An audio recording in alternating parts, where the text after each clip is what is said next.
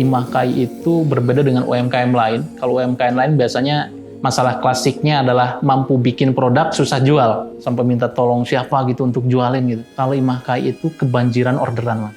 Antrian itu kadang sampai 40 harian lebih. Dan saya saat ini sedang melakukan kerjasama dengan salah satu perusahaan besar di Amerika untuk menyuplai booth portable di sana. Karena ternyata harganya jauh banget, Mas, kalau di sana itu. Saya punya satu prinsip, memandang semua orang itu penting di Imahkai. Apapun posisinya, siapapun dia, itu penting. Tapi jangan sampai pentingnya orang tersebut mengganggu keberlangsungan Imahkai. Termasuk saya sebagai owner, ketika saya nggak ada di kantor, nggak ada di workshop, itu Imahkai harus tetap berlangsung. Juga sebaliknya, Imahkai itu penting bagi tim, bagi saya, bagi siapapun di Imahkai itu penting. Tapi pentingnya Imahkai juga jangan sampai mengganggu keberlangsungan kehidupan dari masing-masing itu. Indonesia itu kan menurut data sekitar 84.000 desa. Kalau satu desa itu kita asumsikan punya 5 dusun atau 5 kampung, udah sekian ribu kan. Nah, kalau setiap dusun itu punya satu UMKM yang memiliki minimal atau sekitar 50 tenaga kerja, maka se-Indonesia akan ada 21 juta lapangan kerja dari UMKM kelas dusun kayak Imahkai. 21 juta itu udah surplus 2 juta dari target atau janji Mas Gibran, Mas.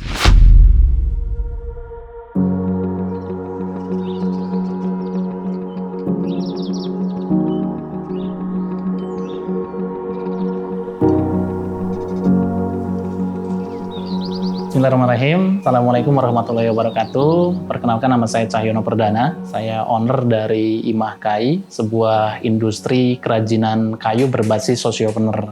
Jadi Imahkai ini memiliki satu target khusus ya, yaitu zero pengangguran di Kampung Glewang ini. Jadi Imahkai ini punya banyak produk ya. Salah satu bahan baku utamanya adalah kayu jati Belanda. Ini kita olah menjadi berbagai kerajinan kayu. Tapi pada perjalanannya itu ternyata menemukan satu jenis produk yang itu best seller banget, yaitu booth portable, Mas. Booth portable ini sudah terjual mungkin ribuan piece gitu.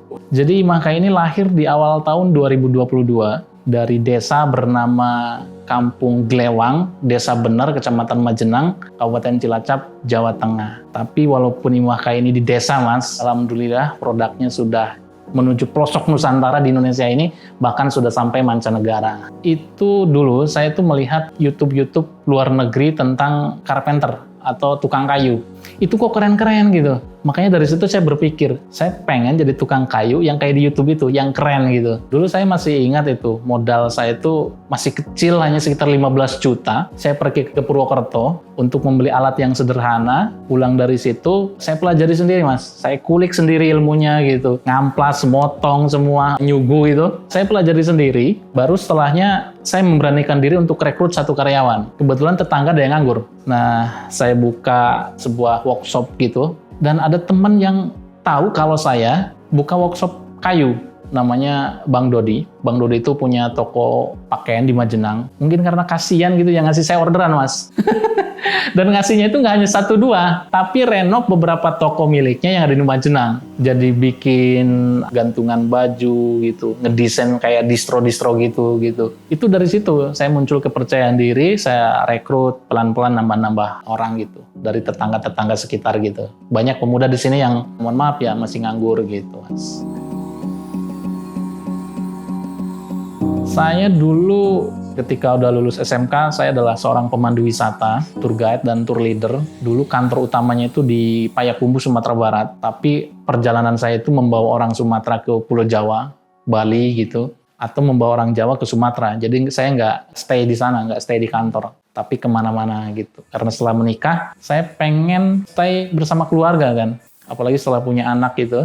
Gimana caranya saya tinggal di desa gitu. Akhirnya saya cari sesuatu yang bisa mengoptimalkan potensi saya walaupun di desa. Saya ketemu satu namanya Urban Farming Majenang, saya namakan. Itu saya mengolah limbah lingkungan. Satu desa itu saya olah, baik skala industri maupun rumahan. Itu saya olah, saya jadikan media tanam organik siap pakai dan pupuk organik juga yang siap pakai. Dan alhamdulillah tahun 2024 kemarin saya ikut lombakan dalam lomba inovasi daerah tingkat Kabupaten Cilacap, itu mendapatkan juara 2 Mas gitu. Sampai sekarang itu. Jadi modal yang 15 juta tadi itu sebenarnya dari urban farming itu Mas. Salah satu yang membuat berbeda dari orang lain adalah Imah Kai ini tidak hanya menjual produk tapi menjual solusi Mas. Kan produk unggulannya tadi adalah boot portable kan. Itu menjual solusi bagaimana orang dengan modal di bawah 5 juta itu sudah bisa mewujudkan mimpinya memiliki bisnis. Boot portable kan basicnya ya, itu cuma 1,5 jutaan. Dia bisa beli boot itu, kemudian dia kasih branding, dan bisa juga untuk trial error bisnis. Kemudian awal misalkan dia jual kopi itu, agak kurang laku tuh kopinya. Karena mungkin di daerah tersebut kurang peminat kopi. Itu tinggal ganti brandingnya aja. 100-200 ribu udah bisa ganti brandingnya aja. Misalkan jualnya jadi tape gitu. Kurang laku juga, ganti juga. Ya mungkin di usaha yang ketiga itu, misalkan es teh atau apa, nah buminya di situ. Nah itu trial error bisnis di situ. Dan alhamdulillah Imah Kai sudah menjadi kepercayaan brand-brand besar ya, kayak es teh Solo, Burger Bangor, Mercedes-Benz, nasi kepal Nusantara gitu. Dan bahkan ya tadi udah sampai mancanegara juga, itu untuk yang dalam negeri. Kami menemani orang-orang mewujudkan mimpinya memiliki bisnis Mas. Yang boot portable, saya dapat pesanan itu dari salah satu perusahaan di Bogor, PT itu. Kemudian saya buat storytelling tentang boot portable itu, ternyata nyangkut di banyak FYP itu. Dan ternyata banyak yang masuk, yang nanya. Dan Imah Kai ini walaupun kelihatannya lancar ya juga punya masalah-masalah ya Mas.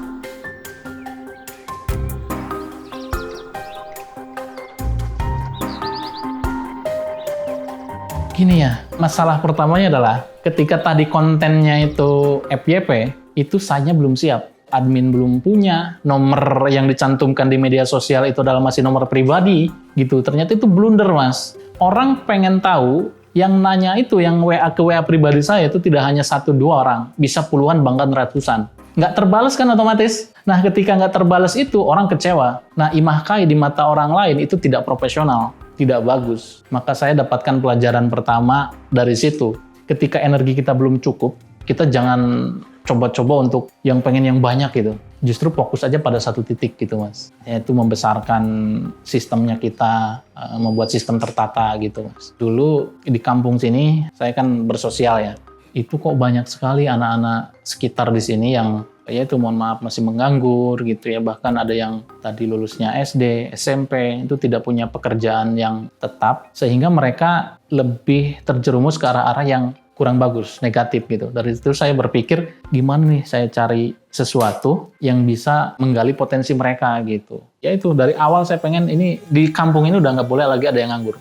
Titik kesuksesan Imah Kai itu bukan seberapa kaya saya sebagai owner, seberapa mewah atau bagus rumah saya sebagai owner. Tapi titik kesuksesan Imah Kai adalah ketika Imah Kai berdampak, bermanfaat bagi warga sekitar. Gitu, itu titik kesuksesan saya. Makanya kalau dibilang omsetnya harus berapa atau omsetnya sudah berapa, Imah Kai ya adalah gitu. Alhamdulillah banget bisa mencukupi. Tapi karena ada kata sosiopreneurnya itu, maka laba bukan target utama saya. Tapi saya pengen mengangkat derajat sosial, finansial dari teman-teman di sini, gitu. Ketika saya ketemu dengan mereka, kadang di briefing pagi atau dalam meeting-meeting gitu, saya selalu menekankan kepada mereka, kalian harus bertempat di tempat yang memiliki 2 hal untuk tumbuh. Tumbuh secara finansial dan tumbuh secara akal. Artinya, kalian harus dapetin uang dan atau dapetin kemampuan. Kalau 2 hal itu tidak kalian dapatkan di satu tempat, kalian boleh cari jalan lain.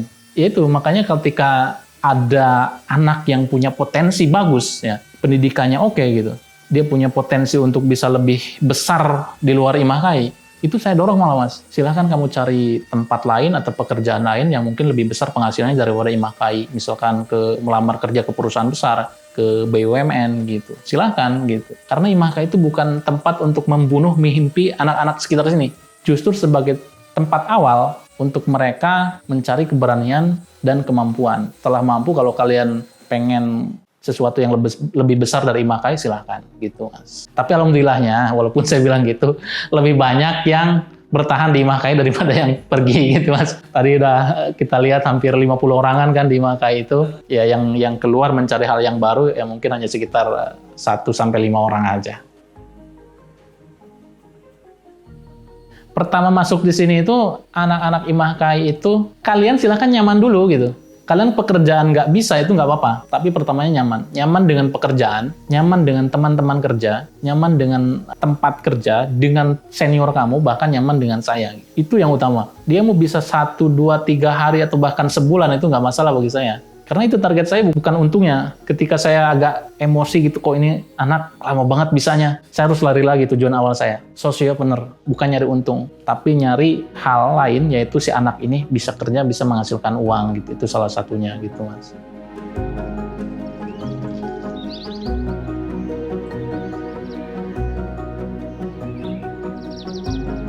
Imah Kai itu boncosnya jadi awal-awal, Mas. Hanya sekitar 6 bulanan mungkin ya. Itu pun nggak boncos ya, dalam artian hanya sama dengan aja. Keluar sama dengan masuk gitu. Nggak ada sisa-sisanya. Setelah itu saya sangat bersyukur kepada Allah. Setiap pagi saya mengajak semuanya untuk bersyukur. Imah Kai itu berbeda dengan UMKM lain. Kalau UMKM lain biasanya masalah klasiknya adalah mampu bikin produk, susah jual. Sampai minta tolong siapa gitu untuk jualin gitu. Kalau Imah Kai itu kebanjiran orderan, Mas. Antrian itu kadang sampai 40 harian lebih. Padahal sehari kita bisa bikin sekitar 4-6 booth portable. Tapi banyak sekali masuk gitu. Bahkan yang luar negeri kita sudah kirim ke Brunei Darussalam, Singapura, Timur Leste gitu ya. Yang ke Eropa juga ada, kita udah kirim ke Prancis, Kanada, Chile. Dan saya saat ini sedang melakukan kerjasama dengan salah satu perusahaan besar di Amerika untuk menyuplai booth portable di sana. Karena ternyata harganya jauh banget, Mas, kalau di sana itu. Kalau yang di sini sekitar 3 jutaan, di sana bisa 40 jutaan. Karena di sana harga tenaga kerja untuk satu orang itu 60 juta, Mas. Di sini bisa untuk berapa puluh orang kan. Di sana 60 juta per bulan. Makanya orang luar itu pengen nyari produk di Indonesia karena memang mereka anggap murah secara harga. Imah Kai itu hampir tidak pernah menggunakan ads. Tapi saya bukan anti iklan. Iklan saya adalah tetap mengalokasikan dana iklan, tapi cara payment-nya, cara menggunakannya berbeda. Saya rekrut tim konten yang kreatif. Saya gunakan dana itu untuk rekrut tim konten yang kreatif, untuk pengadaan instrumennya, seperti kamera gitu kan. Lalu membuat konten yang serius. Lalu saya posting. Kenaikannya secara organik gitu. Dan itu lebih membuat Imah Kai bernapas panjang daripada pakai ads. Jadi kenaikan Imah Kai itu di media sosial kan cukup banyak ya. Lumayan lah gitu. Walaupun belum sampai seperti pecah telur. Tapi saya mau ngejar tuh.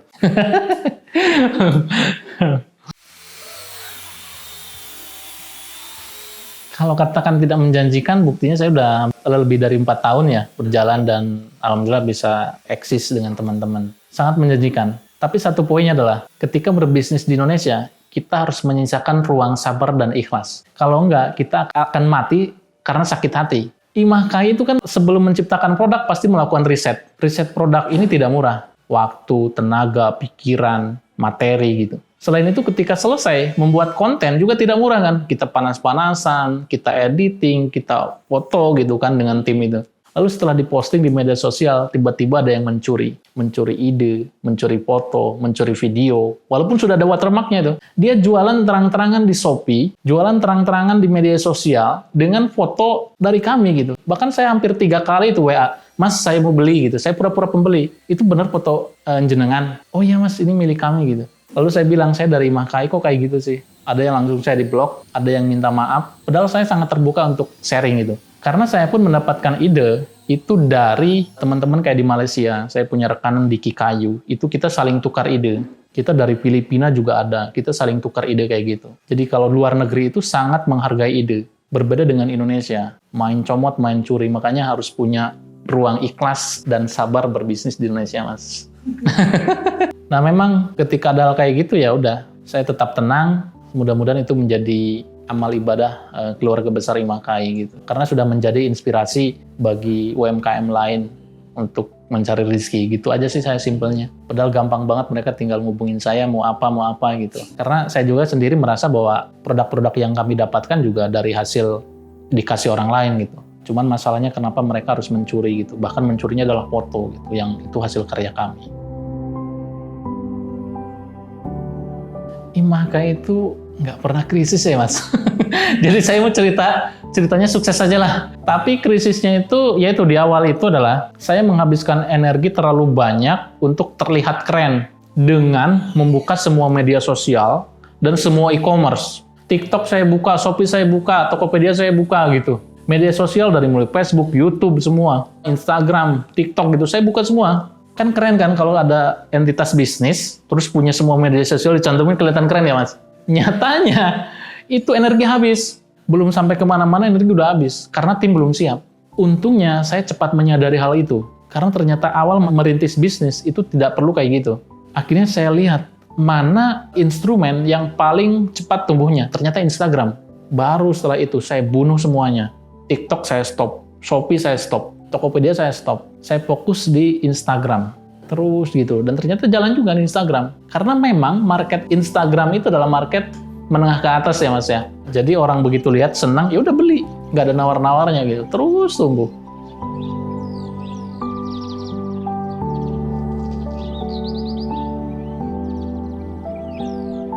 Saya buka kembali e-commerce itu di tahun ketiga, Mas. Iya, 2025, di bulan Juni kemarin. Setelah saya menemukan data bahwa banyak sekali orang yang pengen beli via e-commerce. Jadi saya buka e-commerce itu tidak nebak-nebak. Tidak, buka gitu. Mudah-mudahan laku enggak. Tapi ini banyak nih orang yang pengen gitu. Karena pengen memanfaatkan pay later kan. Atau pembayaran kartu kredit gitu kan. Jadi mereka pengen belinya di e-commerce gitu. Akhirnya 100 juta pertama Imah Kai itu di Shopee, itu kurang dari 2 bulan, Mas. Iya, alhamdulillah itu kan. Itu baru Shopee, belum Tokped dan TikTok gitu di 2 bulan. Sampai sekarang kita buka Shopee. Termasuk pengiriman internasional, Mas. Itu saya nggak langsung. Walaupun banyak yang, pengen please send your price list gitu kan, masuk banyak. Saya nggak langsung buka. Karena pengalaman awal tadi itu, saya siapin dulu sistemnya, saya siapin dulu admin internasionalnya. Kan nggak sembarang orang kan membalasi, ada yang dari Ukraina, dari Jepang, dari India gitu. Bahkan saya buka juga nomor khusus international shipping gitu, agar lebih fokus, agar langsung terlihat profesional gitu. Jadi walaupun ini bisnis rumahan yang ada di desa, orang luar itu nggak ngelihat ini bisnis rumahan dan bisnis desa, tapi ini bisnis yang besar di Indonesia gitu. Bahkan itu sampai orang-orang Amerika itu menghubungi, produk kamu bagus, saya pengen beli, produk kamu bagus, saya pengen beli gitu. Ayo kerjasama kayak gitu. Saya sendiri punya target ya, walaupun ya sociopreneur, saya punya target setiap tahun atau setiap bulannya kita harus kayak gini, harus kayak gini. Salah satunya misalkan penggunaan AI. Jadi di Imah Kai itu walaupun yang bekerja di sini adalah teman-teman lulusan SMK bahkan di bawahnya, itu saya selalu paksa untuk up to date. Nih kalian sekarang desain harus pakai AI gitu. Kalian pelajari AI mana yang paling bagus menurut kalian. Kita siap bayar gitu. Walaupun kita sociopreneur dengan people yang tanda kutip tadi, mohon maaf ya, di bawah SMK, ada yang SMP, ada SD gitu. Tapi kita nggak boleh kalah dengan mereka yang S1 atau bahkan S2 gitu. Video kita bikin perpadukan dengan AI, desain kita perpadukan dengan AI gitu. Jadi antara konvensional dengan sociopreneur itu hanya ditambahi aja sebenarnya pada targetnya. Target sosial dengan target laba kan gitu. Kalau konvensional mungkin yang penting laba, karyawan mau gajinya kecil, mau apa bodo amat gitu kan, mau cukup juga enggak. Kalau sociopreneur lebih ke orang-orangnya juga harus makmur gitu. Salah satu hal yang menurut saya penting adalah pencatatan keuangan ya Mas. UMKM itu saya kan kadang juga keliling ya, suka nanya, ibu sih nyatet enggak? Enggak katanya. Ini masalah klasik. Kadang karena mereka merasa bisnis ini adalah bisnis saya sendiri, bisnis masih kecil, sehingga mereka tidak melakukan pencatatan. Imah Kai tidak. Sejak saya pergi ke Purwokerto beli alat, itu saya catat. Saya ada yang beli 5.000, saya catat. Pengeluaran beli pensil misalkan 2.000, saya catat. Semuanya sampai sekarang. Iya, dari awal berdiri itu sudah punya laporan keuangan. Walaupun pas sama dengan gitu kan. Karena itu benar banget, itu bisa menjadikan acuan, menjadi keputusan manajemen dalam memutuskan kita rekrut karyawan lagi atau tidak. Kita naikkan gaji karyawan atau tidak gitu. Bahkan karena laporan keuangan ini ada, saya juga digaji secara pribadi. Dari dulu sampai sekarang, saya juga digaji. Dan saya tidak berani mengambil uang yang bukan gaji saya dari perusahaan ini. Jadi laporan keuangan ini memang sangat penting. Jangan merasa bisnisnya kecil, bisnisnya sendiri, bisnis keluarga, sehingga tidak perlu pencatatan sampai sedetail itu. Itu wajib banget dicatat, Mas. Dari laporan keuangan itu ya kita bisa menentukan harga jual juga. Break even point kita juga ketemu dari laporan keuangan itu. Sebelum memulai bisnis ini itu riset dulu ya, gimana sih bisnis yang bagus. Saya baca dengar-dengar YouTube yang success before 30 gitu kan. Ya itu, dari situ, kalau mau bisnis lu sukses, catat keuangannya gitu. Saya praktekin gitu. Karena kan pola sukses itu sebenarnya bisa ditiru ya. Nah, saya niru yang sukses gitu. Dan ternyata sukses juga. Gitu. Jadi ketika ditanya Imah Kai punya hal buruk tentang keuangan karena tidak dicatat, saya tidak punya. Karena saya selalu mencatatnya. Jeleknya bisnis orang lain saya lihat, saya pelajari, dan saya tidak boleh niru jeleknya orang lain. Saya niru bagusnya aja gitu. Itu diterapkan ke Imah Kai gitu, Mas.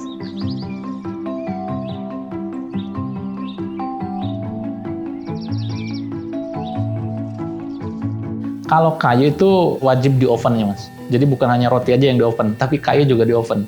Jadi jati Belanda yang kami gunakan itu adalah sebenarnya pinus oven. Gitu kan, seratnya keluar, terus lebih tahan lama gitu. Jadi yang di belakang-belakang saya ini, kayak ini kan seratnya bagus banget. Ini adalah kayu oven. Dia lebih kuat terhadap rayap, terhadap hama kayu gitu. Dan seratnya juga lebih bagus. Finishingnya juga lebih gampang.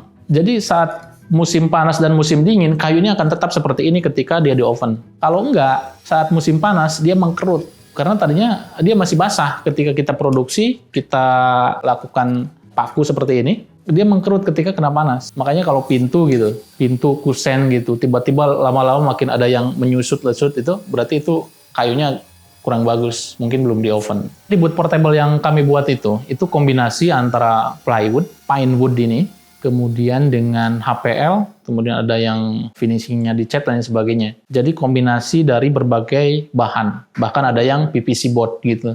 Jadi bahan-bahan yang terbaik lah, Mas, premium gitu. Bahkan karena penggunaan bahannya adalah bahan premium, kadang orang-orang sekitar itu ketika tanya ke sini, wah kok mahal ya, Mas, saya nggak berani gitu. Mahal ya, Mas, nggak berani. Imah Kai itu di daerah sini, di Majenang, itu nggak dikenal, Mas. Dikenalnya di luar gitu. Karena memang dari bahan bakunya saya juga sudah menggunakan bahan baku premium yang harganya otomatis sudah tinggi. Kayaknya persepsi keliru ya ketika sociopreneur jangan untung gitu. Itu kayak kerja bakti banget ya, Mas. Ya, saya walaupun sociopreneur tentu harus untung. Kan target saya kan sosial juga, naikin gaji tim, mungkin sedekah ke lingkungan juga banyak gitu. Agar itu bisa terjadi kan harus naikin laba juga. Bahkan penjualannya jangan hanya stagnan di Indonesia. Saya juga ngejar penjualan ke luar negeri. Bisa dolar masuk, rupiah masuk, euro masuk gitu ya. Tapi untungnya jangan buat sendiri. Ketika untung ya untung juga rame-rame gitu. Saya pengen gaji tim itu setinggi-tingginya gitu. Kalau bisa lebih besar dari gaji presiden ya alhamdulillah gitu. Itu pengennya gitu. Saya selalu terbuka ke mereka. Teman-teman saya pengen naikin gaji teman-teman, ayo kerja bareng gitu. Karena gini, Mas, saya punya satu prinsip. Memandang semua orang itu penting di Imah Kai. Apapun posisinya, siapapun dia, itu penting. Tapi jangan sampai pentingnya orang tersebut mengganggu keberlangsungan Imah Kai. Termasuk saya sebagai owner, ketika saya nggak ada di kantor, nggak ada di workshop, itu Imah Kai harus tetap berlangsung. Juga sebaliknya, Imah Kai itu penting bagi tim, bagi saya, bagi siapapun di Imah Kai itu penting. Tapi pentingnya Imah Kai juga jangan sampai mengganggu keberlangsungan kehidupan dari masing-masing itu. Saya sekarang sampai nyari orang dari luar, Mas. Berarti kan udah habis di sini. Untuk pemudanya ya. Karena target saya adalah pemuda-pemuda. Pokoknya pemuda yang datang ke sini, saya harus terima gitu. Kadang mereka datang tuh sama orang tuanya, Mas. Datang dengan ibunya, dengan bapaknya gitu. Bahkan dengan keluarganya, minta kerjaan. Nah, pada saat dia datang, itu kadang pekerjaan di sini nggak ada. Tapi saya nggak katakan nggak ada. Saya hanya minta, Pak, tunggu ya, gitu. Nanti saya kabarin lagi. Nah, setelah itu, saya berpikir bagaimana caranya saya menciptakan lapangan kerja untuk anak tersebut. Gitu. Mungkin seminggu, 2 minggu saya panggil. Oke, silakan kerja gitu. Dan alhamdulillah ketika saya kayak gitu, itu ada aja kerjaan untuk dia. Kayak dari 1-2 orang, 3-4 orang, sampai sekarang hampir 50-an ya, itu sebuah keajaiban bagi saya. Nah, satu fakta unik di Imah Kai, walaupun Imah Kai adalah kerajinan kayu, ya, tidak ada satupun tukang kayu asli di Imah Kai. Semua orang yang ada di sini saat ini adalah dari hasil belajar, dari hasil mau salah dan mau bertumbuh bersama. Jadi sistem rekrutmen saya itu tidak langsung banyak orang. Kalau di satu divisi, kalau beda divisi mungkin ada yang beberapa langsung. Saya kan divisi udah lengkap ya, ada divisi admin domestik, admin internasional, admin e-commerce, desain, konten, QC, produksi, operasional gitu. Keuangan gitu udah ada. Walaupun keuangannya misalnya cuma 1 orang, operasional 1 orang gitu. Jadi ketika di satu divisi itu saya rekrutmennya 1 orang dulu. Saya bilang ke seniornya, tolong ajari ini sampai bisa, tapi jangan paksa bisa, biar ini dia nyaman dulu. Nah, 1-2 minggu, itu dia mulai bisa kan. Kalau ada lagi yang mau masuk, itu saya kasih masuk lagi. Gitu. Jadi tidak langsung banyak. Satu-satu itu sampai si yang satu itu bisa jadi senior, ngajarin lagi gitu. Saya bilang ke mereka, kalian jangan pelit ilmu, ajari aja gitu. Awalnya dulu saya juga meragukan orang-orang yang datang ke sini. Saya kan sudah dengan rekrut sekitar 3 orang ya. Ada yang mau masuk lagi datang. Dengan mohon maaf ya, lulusannya SMP itu. Itu ngamplas aja belum bisa gitu. Pokoknya ke kayu itu megang kayak takut gitu, kayak pegang ular gitu kan. Ini anak bisa nggak gitu ya? Apa keluarin aja? Itu awal-awalnya gitu. Tapi keinget, ini harapan keluarga gitu. Dipertahanin. Jadi kayak kita bayar sesuatu yang tidak seharusnya kita bayar gitu loh Mas. Iya. Tapi saat ini anak tersebut menjadi salah satu yang terbaik di IMAKAI dengan kemampuan yang luar biasa. Jadi orang yang awalnya nggak bisa pun, kalau kita sabar, kita latih dengan kamu yakin bisa gitu, dengan penuh motivasi, itu akan terbentuk juga Mas, menjadi carpenter yang hebat. Jadi kalau sekarang ya, ada anak masuk nggak bisa ngapa-ngapain, itu saya udah nggak emosi lagi ya Mas. Sudah yakin suatu saat kamu pasti bisa gitu. Mungkin hanya waktunya saja. Ada yang 1 minggu bisa, ada yang 2 minggu bisa, ada yang 1 bulan bisa, ada yang mungkin 2 bulan baru bisa. Hanya waktunya saja. Kita aja yang diberikan kesabaran lebih gitu.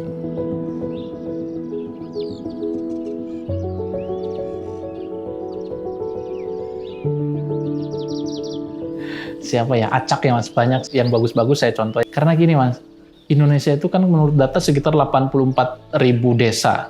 Kalau satu desa itu kita asumsikan punya 5 dusun atau 5 kampung, udah sekian ribu kan.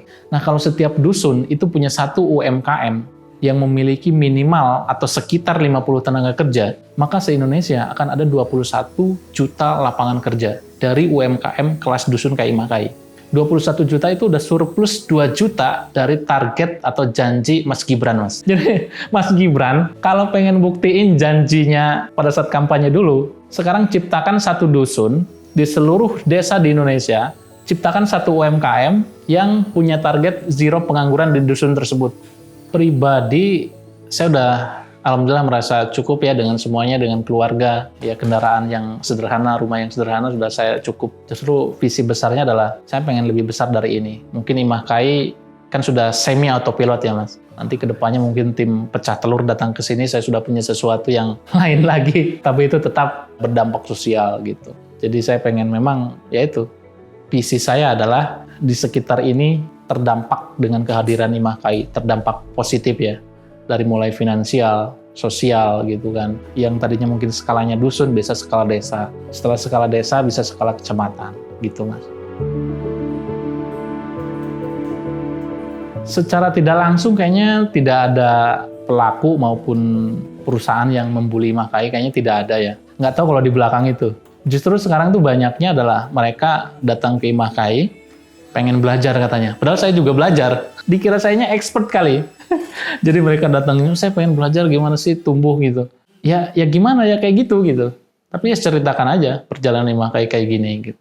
Ya mungkin dari ikhlas dan sabarnya itu yang justru malah tumbuh gitu Mas. Jadi ketika saya akan memulai IMAKAI itu, saya punya 2 hal untuk dikerjakan atau diyakini. Pertama imaniyah, yang kedua ilmiah. Imaniyah itu udah pasti ya. Keyakinan terhadap Allah ketika kita berikhtiar pasti akan diberikan rezeki sesuai dengan ikhtiar kita. Ada rezeki karena berkeluarga, punya anak, karena ikhtiar, karena yang sudah dijamin gitu. Saya yakin saya akan mendapatkan apa yang saya ikhtiarkan. Yang kedua ilmiah Mas. Ilmiah ini itu saya harus riset, harus by data gitu. Jangan ketika terjun terus wis lah embuh kepiye nantinya gitu. Yang penting jalan. Saya selalu produk apa sih yang bakalan bisa dijual, yang demand-nya itu tinggi gitu, yang orang suka, yang orang mau gitu. Jadi saya selalu cari barang yang unik, yang berbeda dari yang lain. Jadi 2 hal itu ya, imaniyah dan ilmiah. Itu yang mungkin menjadi pondasi yang kuat sehingga IMAKAI bisa berjalan sampai dengan saat ini.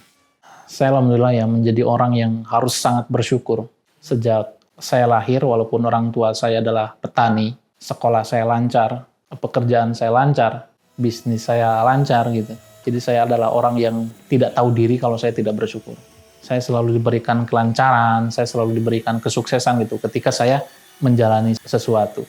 Titik tidak suksesnya adalah titik sukses mungkin bagi orang lain gitu. Kayak bisnis misalkan tidak sukses. Tidak suksesnya IMAKAI itu paling hanya orderannya sedikit, tapi ada. Enggak sama sekali gitu. Ya saya meyakini bahwa itu dari Allah gitu kepada saya. Setiap pagi makanya briefing itu saya selalu mengajak teman-teman bersyukur kepada Allah dengan minimal dengan mengucap Alhamdulillahirabbil alamin, berselawat kepada Nabi dengan mengucap Allahumma shalli ala Muhammad wa ala ali Muhammad. Tiap pagi itu bagi mereka. Saya menyadari ya bahwa tim di Mahkai itu gajinya masih kecil, Mas. Saya sendiri yang menyadari, saya pengen teman-teman itu punya gaji yang tinggi, yang di atas UMR gitu. Bila perlu ya itu setinggi-setingginya. Saya selalu berusaha dan berdoa untuk menemukan pola agar mendapatkan laba yang tinggi, walaupun ini sociopreneur. Dan mudah-mudahan itu tercapai melalui kerjasama dengan orang-orang luar negeri gitu ya. Jadi saya pengen mereka mendapatkan hasil yang bisa membanggakan keluarganya, Mas. Karena dari mereka juga ada yang yatim, Mas, gitu. Ketika tanya itu, untuk apa sih dananya? Untuk bantu ibu gitu, untuk bantu keluarga gitu. Iya, Mas, di sini tuh ada yang keluarga kakak adik ada sekitar 3 orang. Kakak adik kerja di sini semuanya gitu. Ya, ketika melihat mereka, saya hampir nggak pernah marah ketika mereka membuat kesalahan, Mas. Padahal orang yang unskill, yang tidak mempunyai skill apapun kerja sebagai tukang kayu, itu kan pasti membuat banyak kesalahan. Ya, presisi, ke alat juga gitu kan, ke produk juga gitu.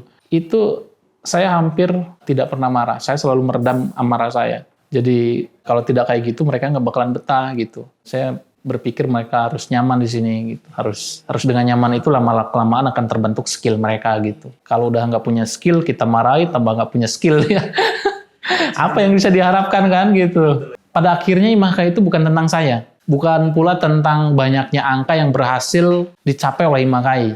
Imahkai adalah tentang satu keyakinan sederhana bagi saya. Bahwa dari desa, dari kampung kecil sekalipun, kita bisa membangun harapan, bisa membuka lapangan kerja, bisa berdampak sosial. Dan jika satu kampung bisa berusaha untuk tidak meninggalkan siapapun, maka Indonesia pun seharusnya bisa tumbuh tanpa harus mengorbankan siapapun. Saya Cahyo, dari PT Imahkai Industri Kreatif yang ada di Glewang, Desa Bener, Kecamatan Majenang, Cilacap, Jawa Tengah. Terima kasih. Wassalamualaikum warahmatullahi wabarakatuh.